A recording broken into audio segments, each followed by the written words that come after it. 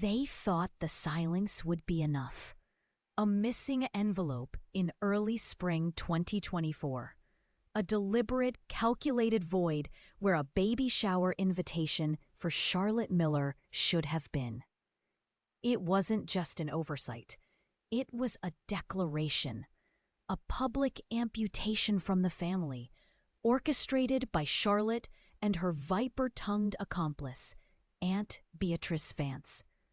The moment I knew, truly knew, the world tilted. The air grew thin in my Oakwood Manor on Vanderhorst Street. Humiliation, sharp and bitter, flooded my senses like a poison I hadn't seen coming. It was more than hurt.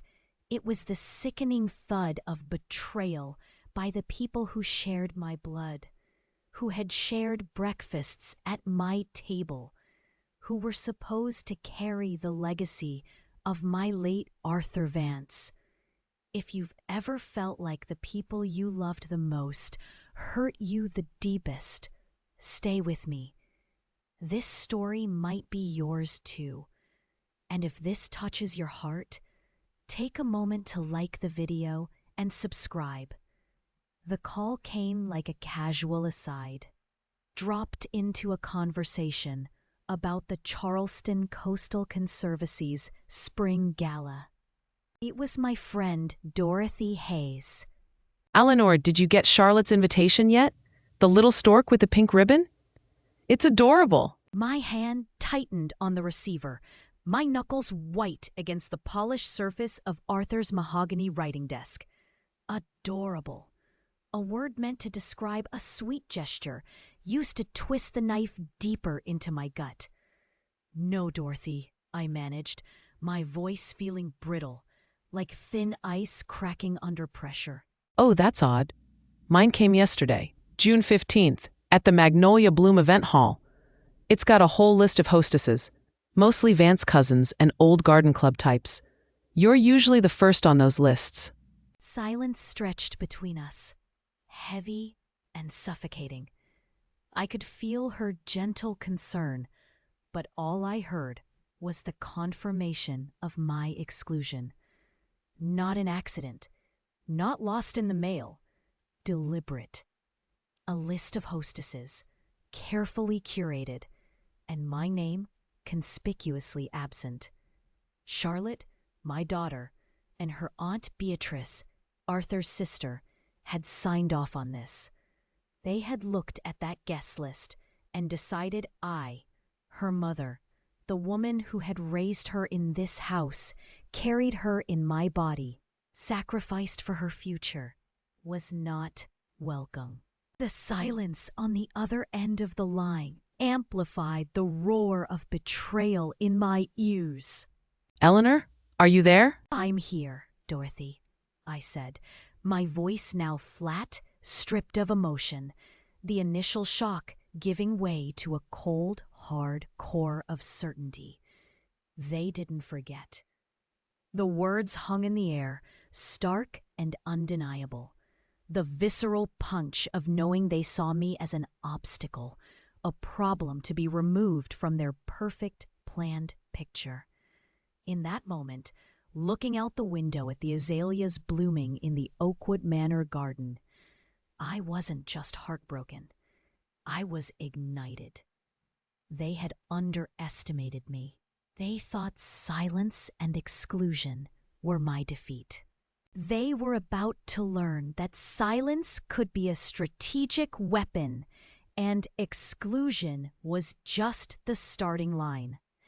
The quiet hum of my 2018 Volvo S60 in the drive seemed to pulse with a new purpose.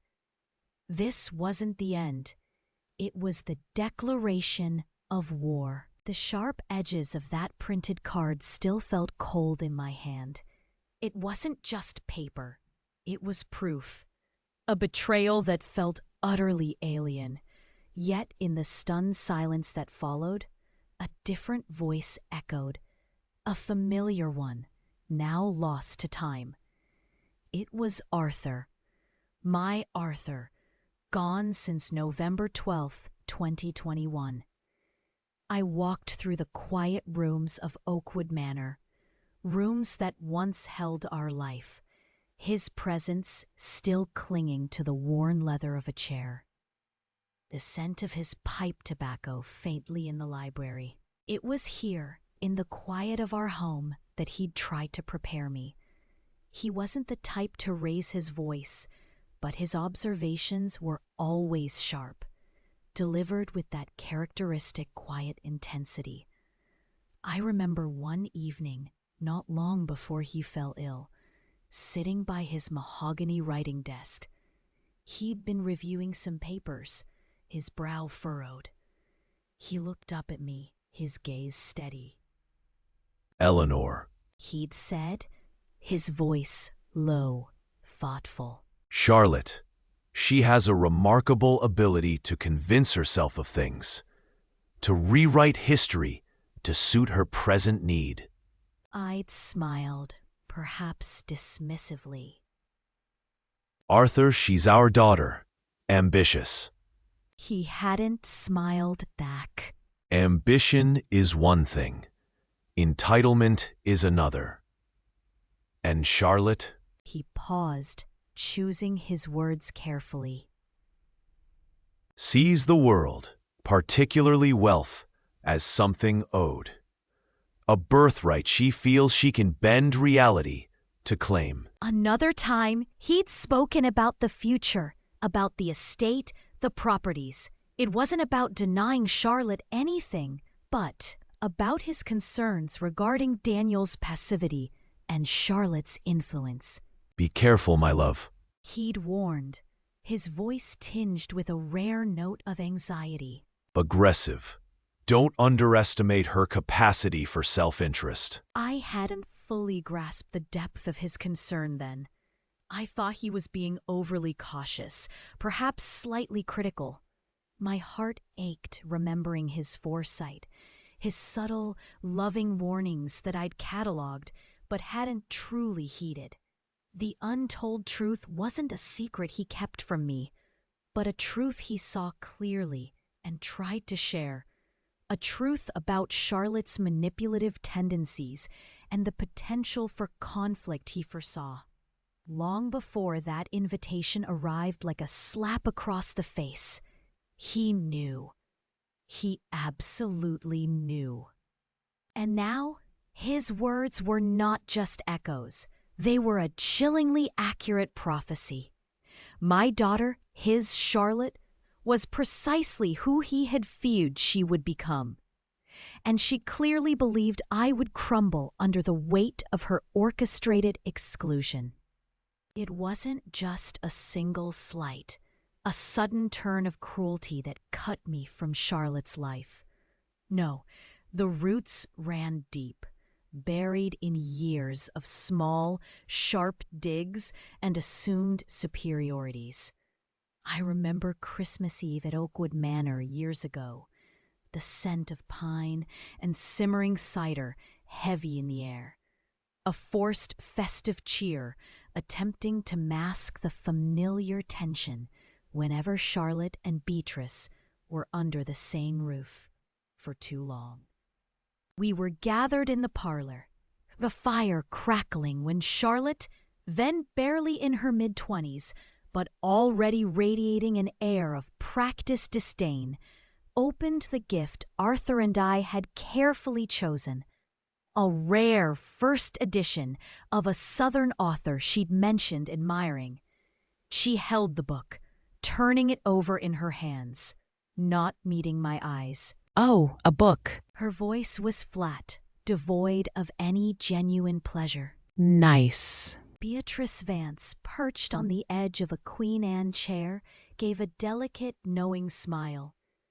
"Such a thoughtful, traditional gift, Eleanor." It wasn't a compliment. It was a quiet dismissal, a suggestion that my taste, my way of showing affection, was simple, perhaps even naive.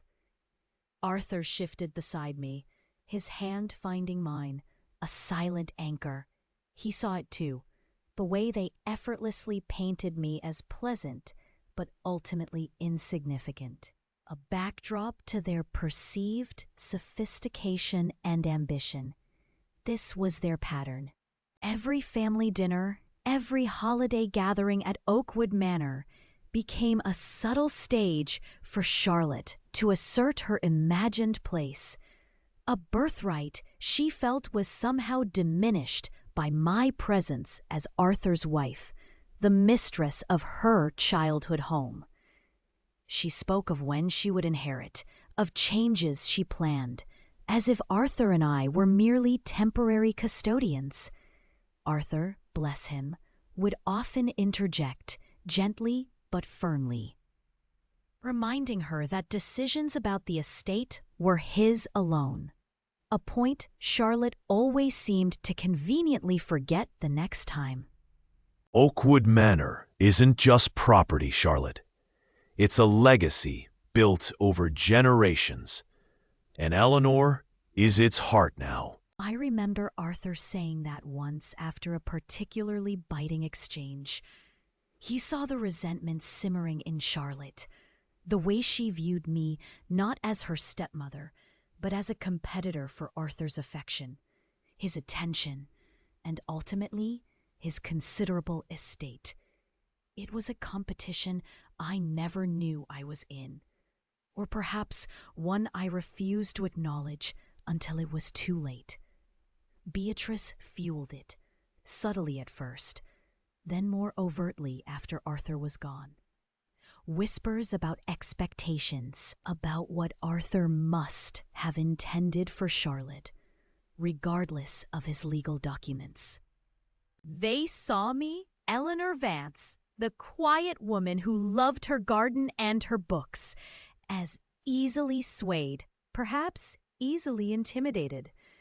They mistook my reserve for weakness, my patience for passivity. They believed I would wither, leaving the stage clear for Charlotte to claim what she felt was rightfully hers. This underestimation was the most dangerous seed they sowed. They never considered that the quiet observer might see more than they intended, or that the underestimated woman might be the most formidable opponent of all. That history, the long pattern of being unseen and dismissed, coiled inside me now, sharp and ready. The air in Oakwood Manor had turned thin, brittle, after Arthur Vance was gone. It wasn't just Charlotte Miller acting alone. That was the bitter, sharp truth that cut deeper than the ban itself. I saw it clearly now, the web tightening. I remembered Thanksgiving dinner, less than a year after Arthur's passing. The silence around the dining table wasn't grief, it was strategic. Aunt Beatrice Vance, perched at the head where Arthur Vance once sat, her gaze like polished silver, cold, appraising. Daniel Miller, beside Charlotte Miller, fidgeting with his fork, saying nothing. Charlotte Miller, lean and predatory, watching me. The conversation was all family history, punctuated by pointed exclusions. Eleanor, dear, do you remember Great Aunt Hetty's silver pattern? No? Oh, of course not. Aunt Beatrice Vance's voice dripped sweetness, of venomous nectar. It wasn't a question. It was a statement of my outsider status, reinforced with every antique they discussed, every shared memory that predated me. I saw Daniel Miller glance at Charlotte Miller, a silent confirmation of his allegiance, or perhaps just his path of least resistance. He was easily influenced, prioritizing peace over principle, and Charlotte Miller knew it. She had him on a leash, taut and invisible. Mama, you look tired.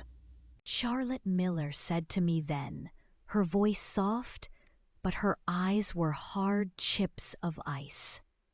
Perhaps you should retire early tonight. Overwhelming. It wasn't concern. It was a dismissal, a clear signal that my presence was tolerated, barely, and only on their terms. I saw Thomas Sterling across the table, his brow furrowed slightly. He had always been a family friend, often the mediator, but even he seemed hesitant to step into this new, poisoned atmosphere. He saw it, the shift, the deliberate exclusion, but couldn't name it yet. The ban wasn't Charlotte Miller's impulsive cruelty. It was a calculated move, a family decision blessed or even instigated by Aunt Beatrice Vance, and tacitly approved by Daniel Miller and others who saw me as merely Arthur Vance's widow, no longer truly of the family. They underestimated me. They thought cutting me off from the tangible signs of connection, like my grandchild's baby shower at the Magnolia Bloom event hall, would sever my ties completely, leaving me isolated at Oakwood Manor. They believed I would retreat, mourn privately, and fade away. They saw me as a relic, not a force. That sharp, cold realization was the turning point. They didn't just want me excluded from the shower. They wanted me erased. And in that frozen moment at the dinner table, surrounded by their silent agreement, the ice in my own veins began to crack, revealing something hard and unyielding beneath. They had drawn the battle lines, not just Charlotte Miller, but the core of the family structure itself. Very well. I would meet them on their chosen ground. The paper fluttered from my hand to the polished floor of Oakwood Manor, a stark white bird crashing in the quiet. It wasn't an invitation, it was a declaration. Charlotte Miller, my daughter, the one Arthur Vance and I had raised in these very rooms, had meticulously ensured I was not included. The shock curdled quickly into something far colder, grief, compounded by a deep, slicing betrayal. This vast house, filled with Arthur's ghost and the echoes of happier times, suddenly felt like a mausoleum built for me. I stood by the window, looking out at Vanderhorst Street, the sunlight bright on the live oaks, feeling utterly lost, diminished to a shadow they believed they could simply erase. They thought this exclusion would shatter me, leave me weeping and compliant in the corner of this quiet grandeur. They underestimated the steel Arthur had tempered in me over our years together, and the hard lessons his passing had etched onto my soul. The silence in Oakwood Manor wasn't comforting, it was deafening, each ticking clock a hammer blow against my fragile composure. I walked through the formal rooms, the portraits on the walls silent witnesses to a life that now felt like a carefully constructed lie. It wasn't just the party, the triviality of a baby shower.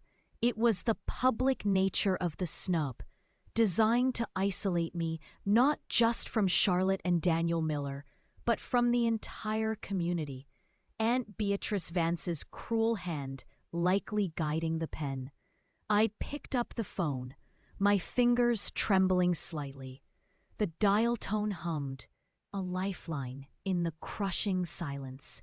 Dorothy Hayes answered on the second ring. Eleanor? Are you all right? My voice was thin, unfamiliar even to me. They didn't invite me, Dorothy. Charlotte's shower. A sharp intake of breath on the other end. Oh, Eleanor, I'm so sorry. Unconscionable. What did Arthur always say? Family is everything until it's not.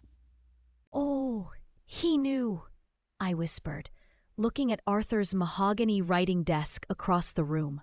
A solid, silent presence. He knew this potential was there. What are you going to do? Are you going to let them get away with this? After everything? Her voice was sharp now, cutting through my haze of pain. Let them? The thought sent a jolt through me. Let them believe they could discard me like an inconvenient piece of furniture in the house Arthur Vance had built? Erase my role in Charlotte's life, in Arthur's legacy? The raw emotion tightened into a hard knot in my gut. This wasn't just pain anymore. It was a challenge. They thought I was weak, alone, and easily dismissed. They were about to learn exactly how wrong they were. The quiet grandeur of Oakwood Manor might be isolating, but it was also my fortress. And from this fortress, I would respond, not with tears, but with precision. The silence at Oakwood Manor had become a heavy cloak since Arthur's passing on November 12, 2021. It wasn't emptiness, it was a pressurized quiet, full of things left unsaid, intentions misunderstood. I walked through rooms layered with memories, each object a potential trigger. The baby shower invitation, the one explicitly excluding me, was a sharp, physical pain tearing through that quiet like a shriek. June 15th, 2024. A date circled in acid on my calendar, a reminder of Charlotte Miller's calculated cruelty. But that date wasn't just a destination, it was a deadline. I had to find something, anything. I started sifting through Arthur's things, not casually, but with a desperate purpose. His absence was a void, but I knew his mind. He saw things others missed. He anticipated problems.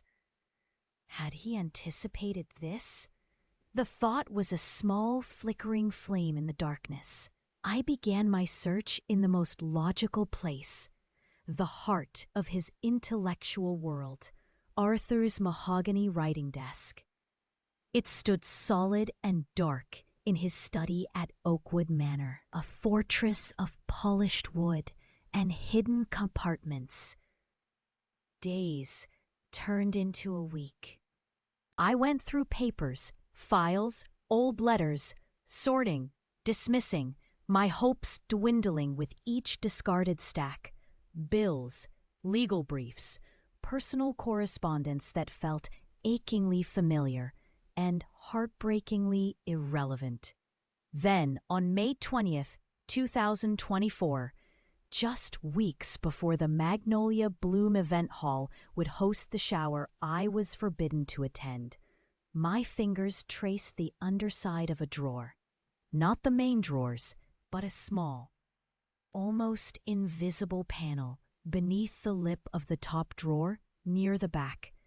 It gave way with a soft click I almost missed. Inside was a single, folded piece of paper.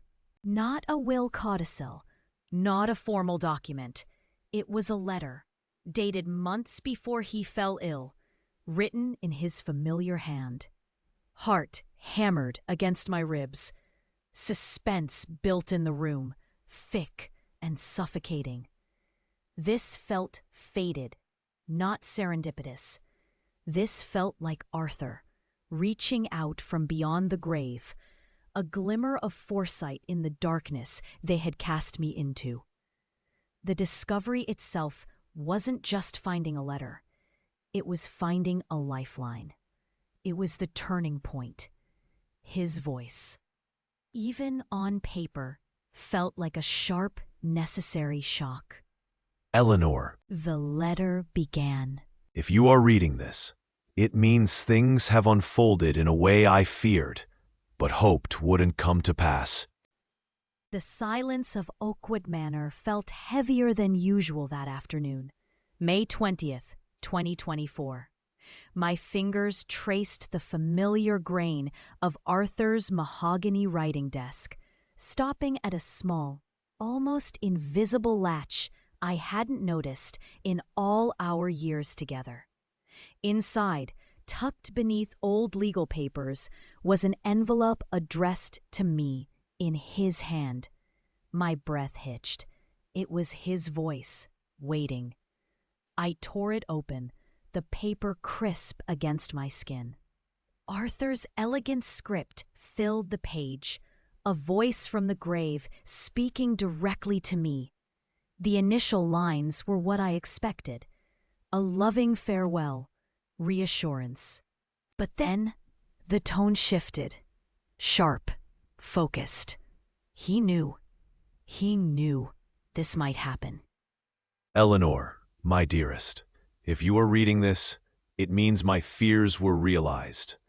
I have made provisions, but I could not make them absolute without causing irreparable damage to relationships I still hoped might heal after my passing. My daughter's name on his lips, even in writing, felt like a blow. He continued, detailing a premonition I dismissed as his late-life anxieties. I have foreseen the potential for conflict, specifically regarding the terms of her inheritance and how she might interpret or manipulate them. I tried to structure things fairly, but with conditions designed to protect you and the legacy we built. I fear she may try to circumvent them, or worse, use them against you. A chill ran down my spine. He hadn't just feared it, he had planned for it.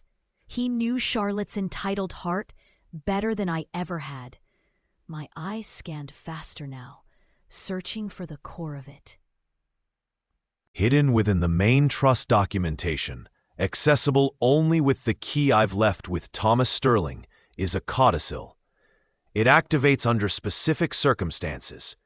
Circumstances I believe Charlotte may inadvertently trigger if she acts with undue aggression or attempts to exclude you from matters you are rightfully a part of. This codicil gives you specific, unilateral power to make certain decisions regarding the timing and distribution of trust assets tied to her portion should her actions cross a line I have defined. My hands trembled, but not from weakness, from a surge of ice-cold clarity.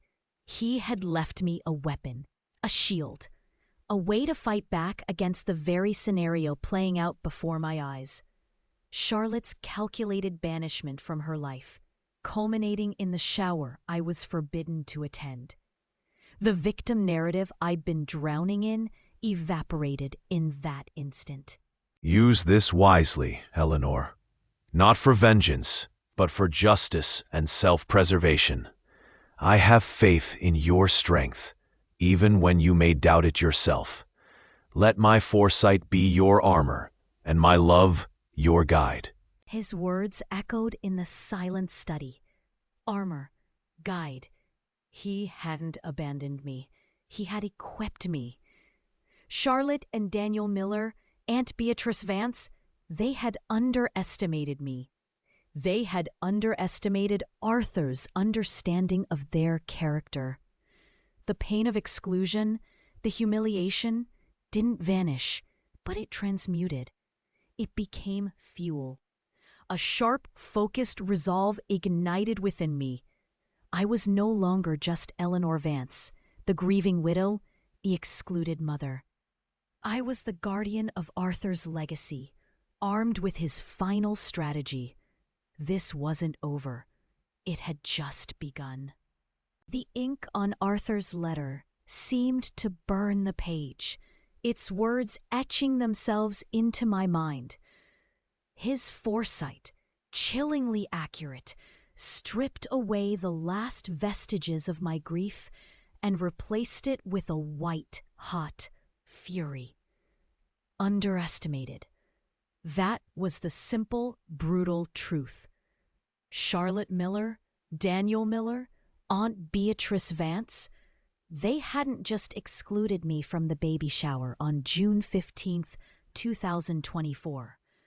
They had erased me, assuming I would wither away inside Oakwood Manor.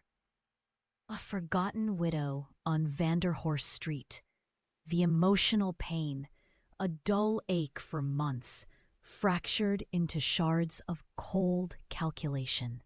I stood by Arthur's mahogany writing desk, the air thick with the scent of old paper and regret, and a switch flipped inside me. No more tears, no more quiet suffering. They had drawn a line, and I realized, with a jolt that went bone deep, that they had no idea who they were dealing with. My daughter's voice echoed in my memory, sharp and dismissive, long before this final insult. Honestly, Mother, sometimes you just don't understand how things are. Daniel, passive and enabling, adding his quiet agreement. Simpler this way, Eleanor. Simpler? For whom? Not for the woman who had built a life, a family, a home. Not for the woman who had stood by Arthur Vance through thick and thin. I had been underestimated for the last time. The date, June 15th, 2024. The day of the baby shower at the Magnolia Bloom event hall, solidified in my mind not as a day of humiliation, but a day of reckoning. I picked up the phone, my fingers steady for the first time in weeks. I needed information, guidance, a sharp mind to match mine. Dorothy Hayes was loyal, but this required a different kind of counsel. I dialed the number for Albright and Partners, Mr. George Albright. Arthur had spoken highly of him. My voice was level when he answered. Albright. Mr. Albright, I began. This is Eleanor Vance.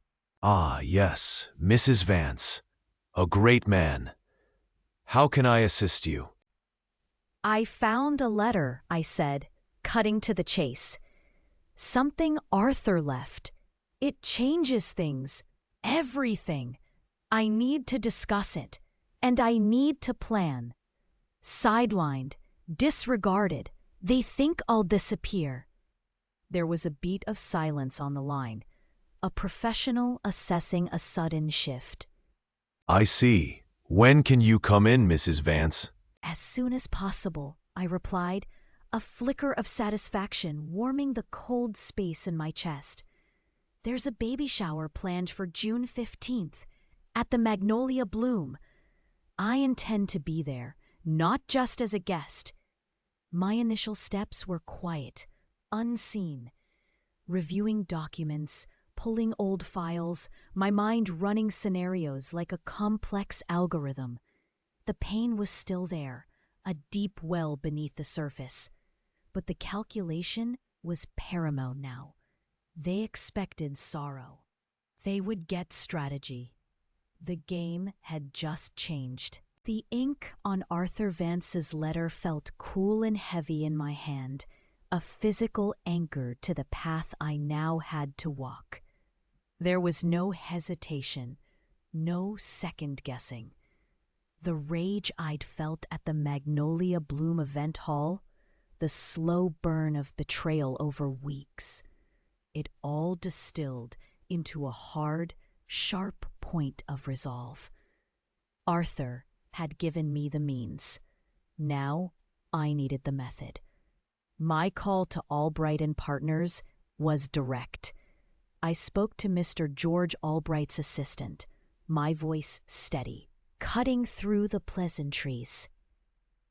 I explained I needed an urgent meeting regarding Arthur Vance's estate and a matter of significant family legal consequence. The weight in my tone must have conveyed the gravity. They scheduled me for that afternoon. The drive downtown to Charleston's financial district, where Albright and Partners occupied floors in a modern building, felt different this time. It wasn't a journey of sorrow to Arthur's old office at Vance and Associates, filled with ghosts. This was a journey of purpose, forward motion. The sleek glass and steel building felt miles away from the historic charm of South of Broad, but it represented a different kind of power. Cold, strategic, necessary. Mr. Albright was precisely as I remembered him. Sharp, experienced, with eyes that missed nothing. His office was minimalist, functional, a stark contrast to Arthur's mahogany writing desk and worn leather chairs. He offered coffee, settling into his chair, the polite formality, a thin veil over professional assessment. Eleanor, it's good to see you. Though I'm sorry, it's under difficult circumstances. His voice was calm, measured. Your message mentioned Arthur's estate. Is there something specific? I didn't waste time. George, I wouldn't be here unless it was critical. It concerns Charlotte Miller, Daniel Miller, and frankly, Aunt Beatrice Vance too. I laid out the exclusion from the baby shower, the public humiliation, the calculated cruelty. I watched his expression, initially one of practiced sympathy, then a flicker of caution. Family disputes, he knew, could be messy, fueled by emotion more than law. I understand this is distressing, he said slowly. But without a clear legal basis, family matters like social events are complex. Are you contesting something specific in Arthur's will? Not the will itself, I replied, reaching into my bag. Arthur foresaw this. Not this exact scenario, perhaps, but the potential for manipulation. Sideline me. I placed Arthur's letter on his desk. He wrote this. Specific instructions. Mr. Albright picked up the letter, his caution deepening slightly. A personal letter, then. He began to read. His voice trailed off as he progressed through Arthur's precise, lawyerly phrasing. The careful conditions tied to my well-being and involvement. The stark warnings about Charlotte's potential actions. The skepticism faded, replaced first by surprise, then by a growing recognition of the document's power, its strategic brilliance. His eyes, sharp moments before, softened slightly with understanding, perhaps even admiration for his old friend. He finished reading, placed the letter down, and looked at me differently. My word, Eleanor. Arthur. He anticipated this level of discord. This isn't just a personal note. His voice had shifted, gaining a new edge of professional interest. It provides context, intent, and leverage you wouldn't otherwise have.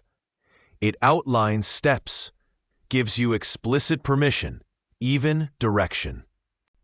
He gave me the cavalry, I stated, the words hard and clear. Indeed, he did. Mr. Albright leaned back, his cautious demeanor gone, replaced by focused strategy. This changes everything, Eleanor. This gives us a very strong position. Baby shower. Every detail. Then we'll discuss the specific actions Arthur outlined and how we will proceed decisively. The meeting at Albright and Partners wasn't just a consultation. It was the formal activation of Arthur's plan. The moment my quiet resolve became a legally backed strategy. They had underestimated how well Arthur knew them and how well he had prepared me. Arthur always said, Know your ground before you dig, Eleanor. Preparation isn't caution, it's strength. That advice settled deep within me, a quiet echo as I sat across from Mr. George Albright at his office, Albright and Partners. The initial shock of Arthur's letter had sharpened into a brittle determination. This wasn't just about reclaiming my place. It was about demonstrating the futility of their malice. We mapped the day, dissecting it like a military campaign. My arrival at the Magnolia Bloom event hall wouldn't be a meek request for entry, but a statement of undeniable presence. Timing is critical, Mrs. Vance. Mr. Albright advised, his voice measured. Arrive too early, and it feels like ambush. Too late, and you miss the moment. 15 minutes after the scheduled start. Gives the initial guests time to settle, but before the main events begin. I would arrive alone, driving my reliable 2018 Volvo S60. No dramatic entrance, just the quiet hum of a familiar engine pulling into the parking lot. What would I bring? Besides the letter, tucked securely in my classic handbag, just myself. No gift, no pretense of celebration I didn't feel. My presence, armed with Arthur's truth, was the only offering I needed. The potential obstacle? Officer Miller. He's a professional, employed to maintain order. Mr. Albright stated. Your approach must be impeccable, calm, confident. You are not sneaking in. You are attending an event you have every right to attend. We rehearsed the scenario. I would walk towards the entrance, my head held high. If Officer Miller approached, I would stop, offer a small, polite smile that didn't reach my eyes, and address him directly. Good afternoon, officer. I am Eleanor Vance. If he mentioned being instructed otherwise, the plan was simple. There seems to be a misunderstanding.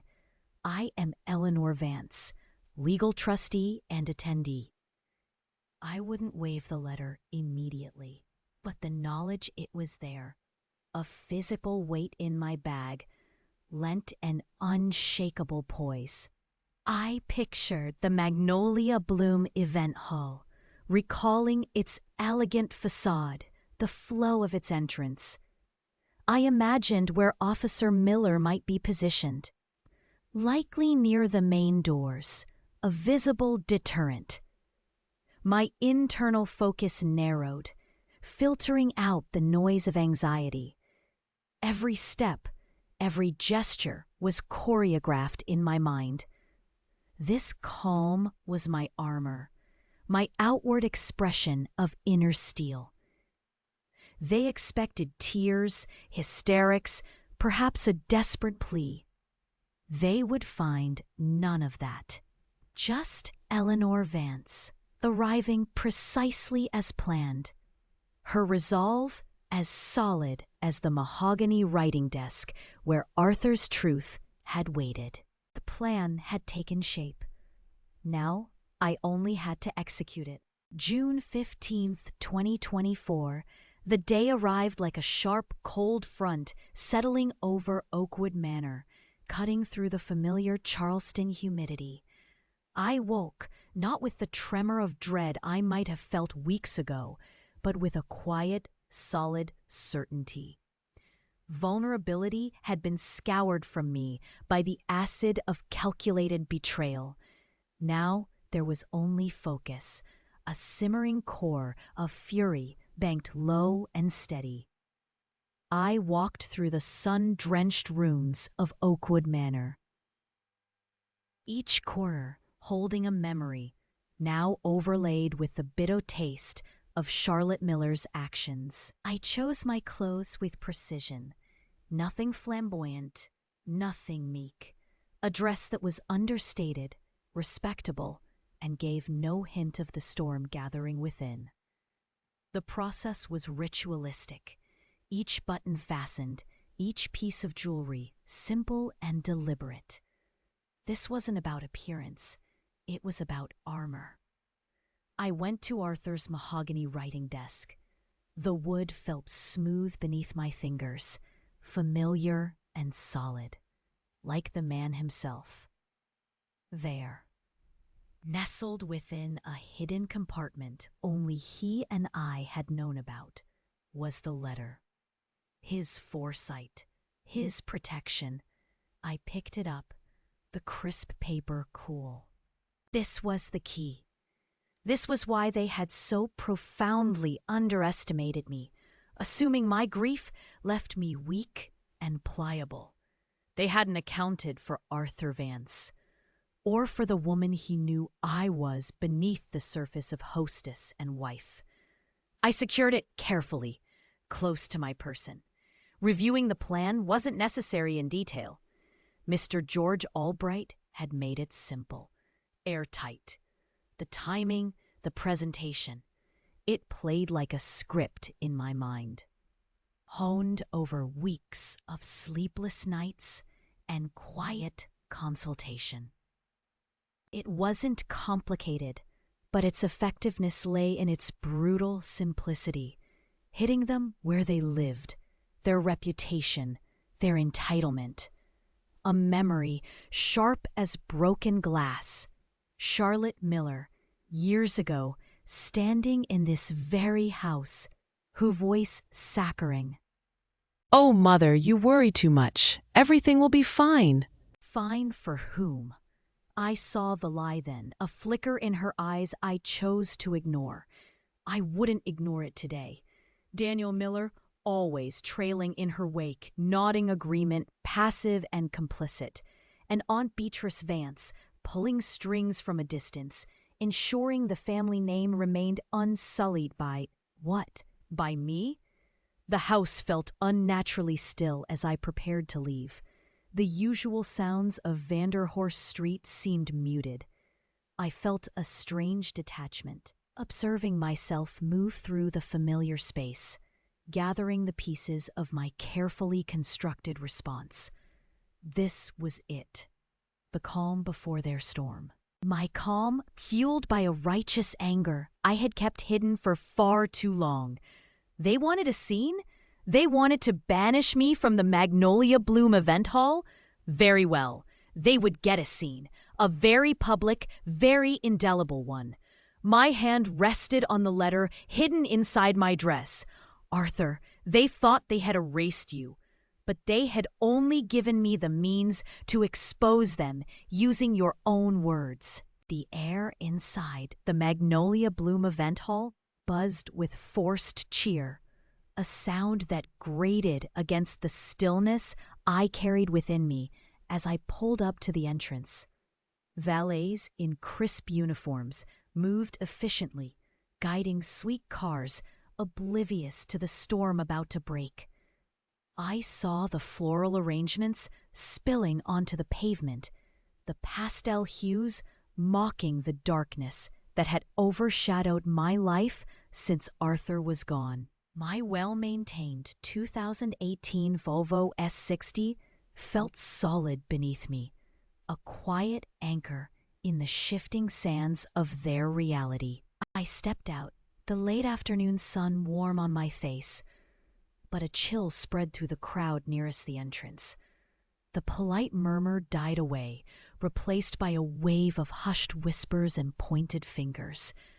My eyes locked onto the figures gathered by the doorway. Charlotte Miller, a portrait of stunned fury. Aunt Beatrice Vance, her face hardening into a mask of glacial disapproval. Daniel Miller, looking predictably uncomfortable, hovering slightly behind them. And then I saw him.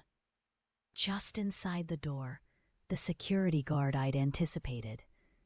Officer Miller. He stepped forward as I approached, his posture professional but wary. He clearly had his instructions. Excuse me, ma'am. I'm afraid you're not on the guest list. His voice was calm, but the barrier he presented was clear. I stopped maybe 10 feet from him, my gaze sweeping past him to lock briefly with Charlotte's. Her eyes blazed with disbelief, then rage. What are you doing here? Get out. The sound was shrill, cutting through the awkward silence. Aunt Beatrice took a step forward, her hand extended as if to physically ward me off. Eleanor, this is highly inappropriate. Her voice was a low, dangerous hiss. Daniel just shifted his weight, his eyes darting between us, offering no support, no objection, nothing. I didn't raise my voice. I didn't falter. This was the moment Mr. Albright and I had prepared for. I reached into my clutch, not for a weapon, but for the folded document I'd brought.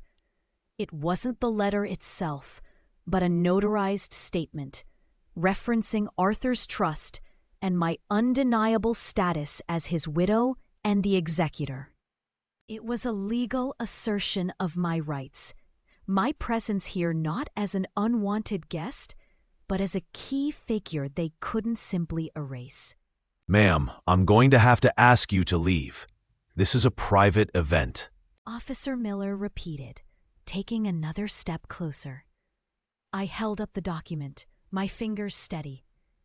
I am Eleanor Vance, I stated, my voice clear and steady, carrying just far enough. Arthur Vance's widow. I looked directly at Charlotte, then Beatrice. My purpose here today is not merely social. I didn't hand him the paper. I simply let them see I had it. It was the symbol, the hint of the legal weight behind me, the plan unfolding. Officer Miller hesitated. His instructions were likely about someone not on the list, causing a disturbance. I wasn't causing a disturbance. I was stating a fact, presenting myself with quiet authority, backing it with the implication of legal entanglement. Charlotte sputtered, This is my shower. You weren't invited. Mrs. Miller, please calm down. Officer Miller said, glancing back at her, his attention momentarily diverted. That was my opening. I took 2 steps forward, past the hesitant guard, past the sputtering Charlotte, past the rigid Beatrice and the useless Daniel. The crowd parted slightly, eyes wide. I didn't look back. The murmurs followed me, the silence breaking into stunned whispers. I had arrived. Uninvited, yes, but undeniably there, and utterly, strategically, not undermined. The cloying scent of lilies and baby powder hung heavy in the air at the Magnolia Bloom event hall. It was a sickeningly sweet facade draped over a room thick with unspoken animosity. Every smile felt brittle. Every hushed conversation seemed to pause just as I passed. Charlotte Miller, radiant in her chosen maternity wear, played the perfect hostess, her eyes flicking towards me with a practiced indifference that didn't quite hide the calculation beneath. Aunt Beatrice Vance stood nearby, a rigid matriarchal pillar, her gaze a cold challenge. They had underestimated me, thinking I would cower, disappear after the banishment. They were wrong. I moved through the crowd, a ghost at a feast I wasn't invited to, yet the undeniable center of attention. The gifts piled high were wrapped in pastels and bows, tiny clothes, rattles, blankets. My hands held something different, something starkly out of place. A simple cream envelope, heavy with Arthur Vance's familiar script. I waited, observing the carefully constructed performance. The moment came during the gift opening. Charlotte was gooing and eyeing over a silver rattle. Aunt Beatrice beamed, basking in the collective adoration. It was time. I stepped forward, holding out the envelope. Charlotte, I said, my voice cutting through the gentle murmurs, loud enough for those nearby to hear. I have a gift for you too. Not something for the nursery, I'm afraid. Charlotte's smile froze. Her eyes narrowed, confusion clouding her features. Aunt Beatrice stiffened, her hand going to her pearls. Daniel Miller, passive as ever, just looked bewildered. What is this, Mother? This isn't appropriate. Charlotte's voice was sharp, defensive, but there was a tremor in it I recognized. Fear. I ignored the dismissal. It's a letter, I stated, my tone even, deadly calm. From Arthur, before November 12, 2021. He felt it necessary to leave certain instructions, certain truths, in writing. Aunt Beatrice stepped forward, her face paling beneath her carefully applied makeup. "Eleanor, what are you doing?" Her voice was low, tight with panic. She knew. She must have known Arthur would anticipate this. "The time and place are exactly right, Beatrice," I replied, my gaze locking onto Charlotte. "It's a gift, as I said. A gift of clarity. A record of your father's true intentions regarding his estate." I held the envelope out further. Charlotte hesitated, her eyes darting from my face to the letter, then to Aunt Beatrice. The color drained from her cheeks as the full weight of my words landed. This wasn't a sentimental note. This was a document of consequence. The party had stopped. All eyes were on us, on the cream envelope that represented not a new beginning, but a reckoning. The silence stretched, taut and unbearable. The heavy silence in the Magnolia Bloom event hall stretched, thick and suffocating, broken only by the nervous shuffling of feet. Every eye was on Thomas Sterling, standing beside me, the crinkled parchment from Arthur's mahogany writing desk held steady in his hands. He cleared his throat, the sound echoing unnaturally in the vast room designed for joyous celebration, not legal pronouncements. Charlotte Miller's face was a mask of forced composure, but I saw the frantic darting of her eyes towards Daniel, who looked like he'd swallowed a lead weight. Aunt Beatrice Vance gripped the arm of her chair, her knuckles white. They thought this was a stunt, a final, pathetic plea. They were wrong. This was Arthur's voice, speaking from beyond the grave, cutting through their carefully constructed lies. Thomas began to read, his voice resonating with a quiet authority that commanded attention. To my dearest Eleanor, and to any others concerned with the disposition of my estate and affairs. He read, the formal language a stark contrast to the emotional turmoil swirling around us. It has become apparent to me, with sorrow, that disagreements may arise after my passing, particularly concerning the future of Oakwood Manor and the legacy I wish to preserve. Should any person acting as an executor or beneficiary of my will, or in any related capacity, attempt to disenfranchise or exclude my beloved wife, Eleanor Vance, from her rightful place as chatelaine of Oakwood Manor, or diminish her legally established provisions? A small gasp escaped someone in the crowd. Charlotte's forced smile faltered, replaced by a flicker of pure panic. Arthur hadn't just hoped for the best. He had foreseen the potential for exactly this kind of cruelty. He'd written this letter, not as a part of the will itself, but as a directive, a declaration of intent meant to guide and, if necessary, constrain. Thomas continued, his voice steady despite the rising tension. I stipulate that Oakwood Manor, along with a significant portion of the associated liquid assets intended for its maintenance and the support of my family. He paused, letting the weight of the next words land. Shall immediately be placed into a charitable trust, specifically designated for the Charleston Coastal Conservancy, to be managed by my appointed trustee, Mr. George Albright, with Eleanor Vance retaining lifetime tenancy and full control of the property and funds during her remaining years.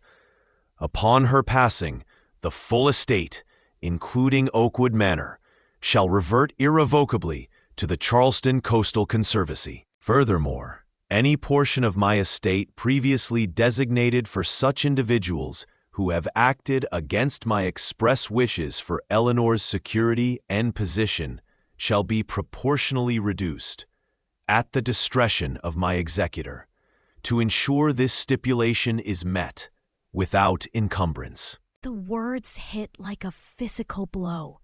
Charlotte cried out. No, that's not fair. Daniel paled dramatically, looking from his wife to me, then back to Thomas and the letter. He seemed to finally grasp the sheer scale of the mess Charlotte had made. This wasn't just me being removed from a party. This was them risking the entire family seat, Arthur's legacy, their potential inheritance, over a fit of pique and misguided entitlement. Arthur had called their bluff before they even knew they were playing the game. The silence now was different, stunned, disbelieving. The air crackled with the sudden, sharp realization among the guests of the profound error in siding with Charlotte. Consequences had arrived, swift and brutal, delivered by Arthur's final protective hand. The air in the Magnolia Bloom event hall became thick enough to taste, heavier than the sweet scent of the petal and vine flowers. It wasn't just silence, it was a vacuum, sucking the life from the room, leaving only the harsh buzz of the overhead lights. My daughter, Charlotte Miller, stood frozen, her carefully curated smile shattered. Her husband, Daniel Miller, looked utterly bewildered, a deer caught in headlights.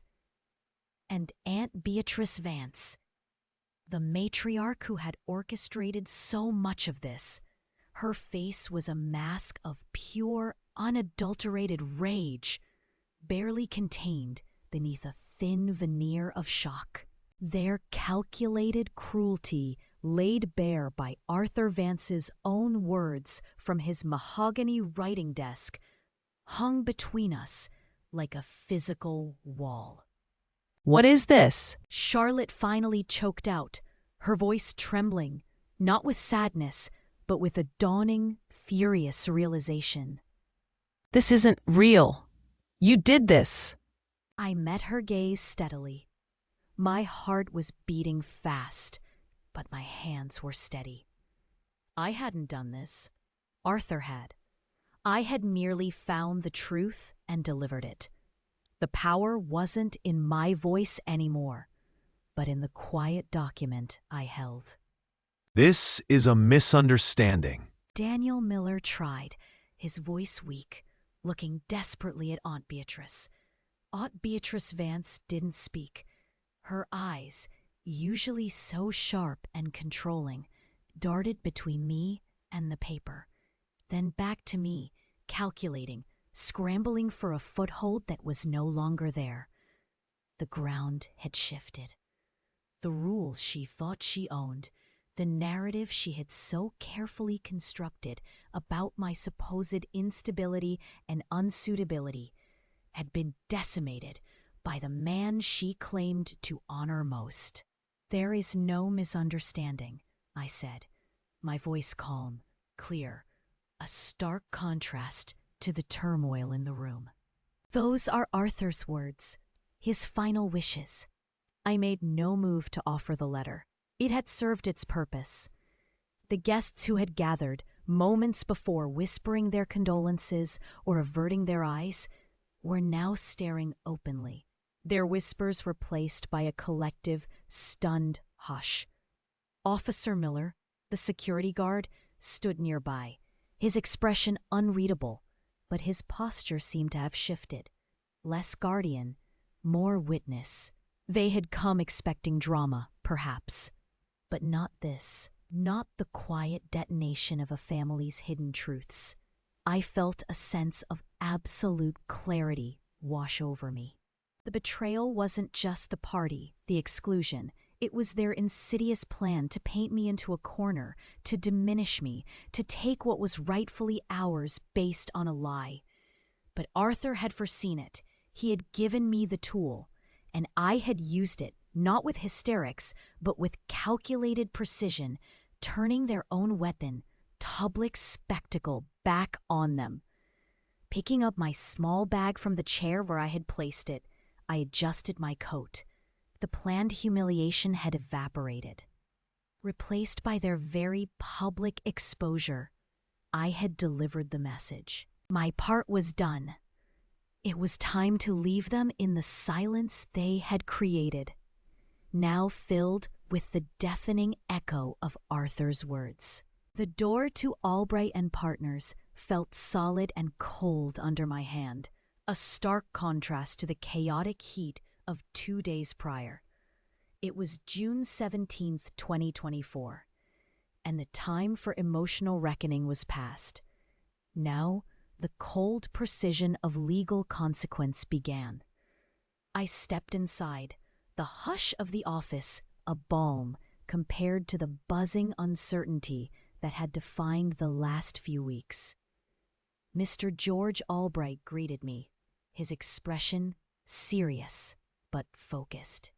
Eleanor, please, have a seat. We have a clear path forward now, thanks to Arthur's foresight. The letter changes everything. His words cut through the lingering tension, solidifying my resolve. Arthur's mahogany writing desk, where I'd found the truth, felt miles away, yet its weight was in this room with us.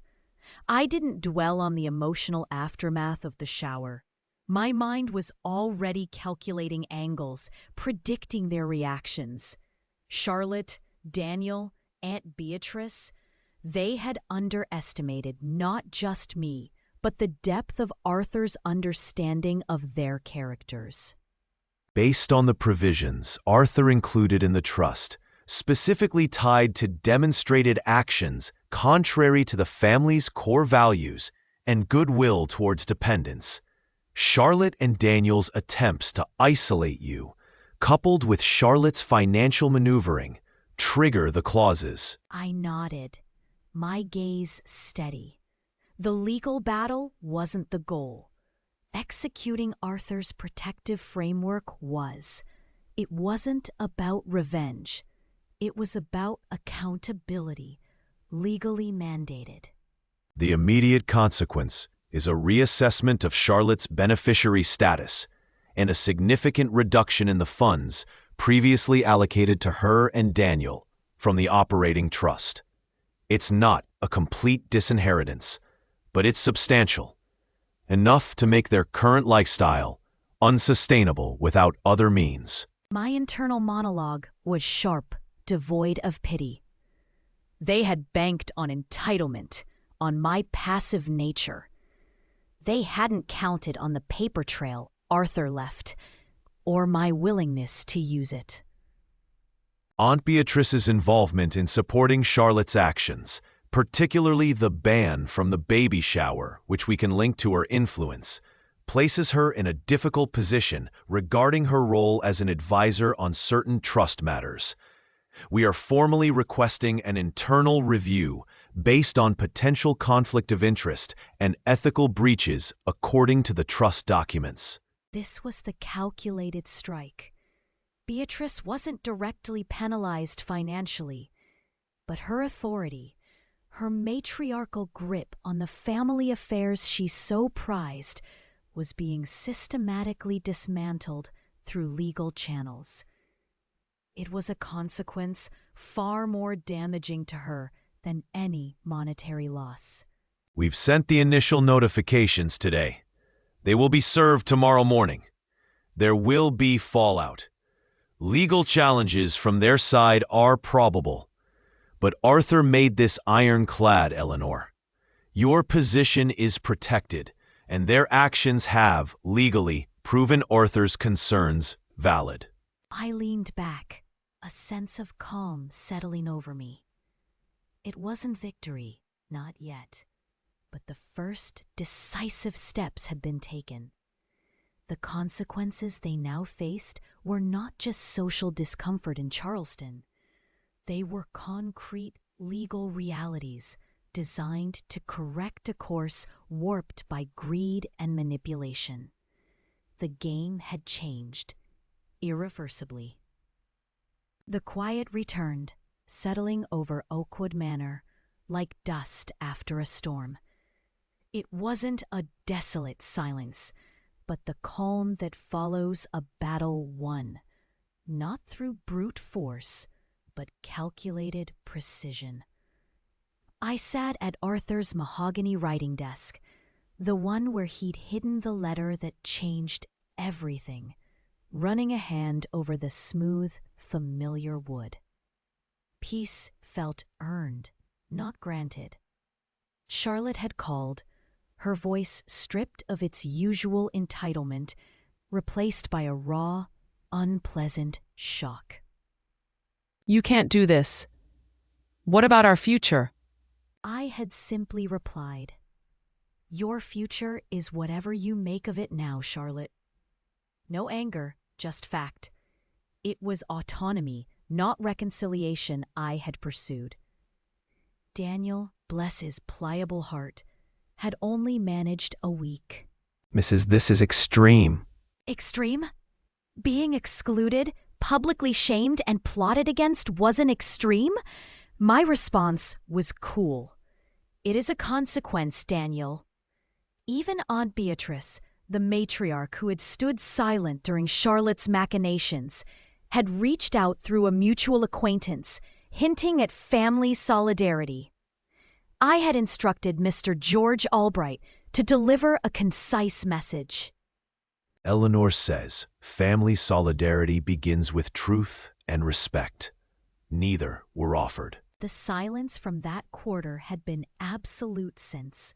They had underestimated me, seen me only as Arthur's widow, a resource to be managed. They had forgotten I was Eleanor Vance. My resilience wasn't loud.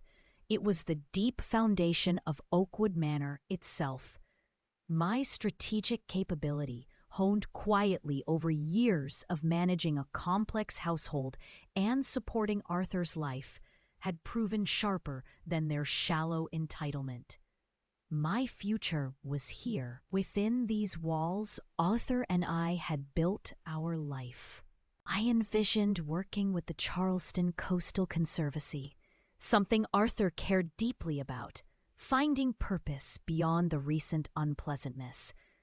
Sometimes, I'd drive the Volvo S60 downtown, parking near Vanderhorst Street just to walk, feeling the history under my feet, the sense of belonging that ran deeper than manufactured family ties. True strength wasn't about control or inheritance. It was about self-possession. They had learned that. One strategic move at a time. The late afternoon light filtered through the live oaks outside, casting dappled patterns on the porch of Oakwood Manor. I held a cup of tea, the warmth seeping into my hands. The air was still, carrying only the distant sounds of the city, a gentle murmur against the silence of the house. It felt good, this quiet, real. It wasn't the emptiness left by Arthur's absence, but the fullness of a space reclaimed, a life anchored. I could sit here for hours now, without the knot of anxiety or the sharp sting of betrayal. Those feelings still existed, tucked away, but they no longer defined the landscape of my days. I remembered Arthur, his laugh echoing in these rooms, the way he'd look at me across the dinner table. Our life hadn't been a fairy tale, but it had been ours, built on mutual respect and a quiet understanding. He had seen the potential for difficulty, perhaps not the exact form it took, but he'd given me the means to stand on my own. That was his last quiet act of love. Driving to the Copper Kettle felt different now, too. It was no longer an escape, but a choice. I'd order a coffee, sometimes a small plate of shrimp and grits, and watch the world go by, a quiet observer in my own life. The past few months had been a fire, burning away the illusions, revealing the core. I'd been tested, pushed to the edge of who I thought I was, and found a strength I hadn't realized I possessed. The pain lingered, a faint scar, but the wound had healed. I was free, truly free, living on my terms, finding peace not in forgetting, but in remembering who I was, who Arthur knew I was, and letting go of the people who had failed to see it.